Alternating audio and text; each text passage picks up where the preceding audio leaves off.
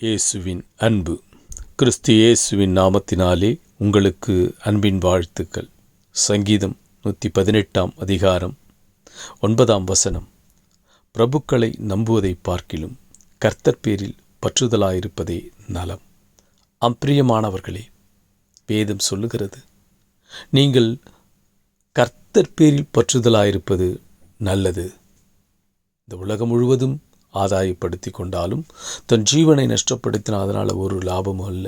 ஒருவேளை இந்த உலகம் முழுவதும் அதிபதியாக இருக்கலாம், பெரிய அதிகாரிகளாக இருக்கலாம், பெரிய செல்வந்தர்களாக இருக்கலாம், பிள்ளை நீங்கள் நம்பின ஒருவராக இருக்கலாம்.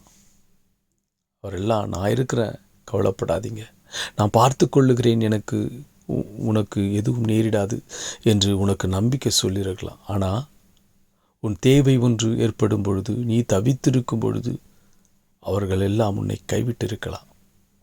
ஆனால் கைவிடாத நேசர் உன்னோடு கூட இருக்கிறார். நீங்கள் பிரபுக்களை நம்புவதை பார்க்கிடும் கர்த்தர் பேரில் பற்றுதலாயிருப்பது நல்லது. கர்த்தரை நம்புங்கள். அவர் சொல்லியிருக்கிறார், நீ என்னை நோக்கி கூப்பிடு, நான் உனக்கு அறியாததும் எட்டாததுமான பெரிய காரியங்களை அறிவிப்பேன்.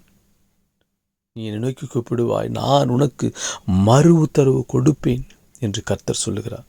நீ கூப்பிட்ட மாத்திரத்தில் உனக்கு மறு உத்தரவு கொடுத்து உன் தேவைகளை நிறைவேற்றுகிறவர் கர்த்தர் மட்டுமே. நீ நம்பினது அவராலே ஆகும்.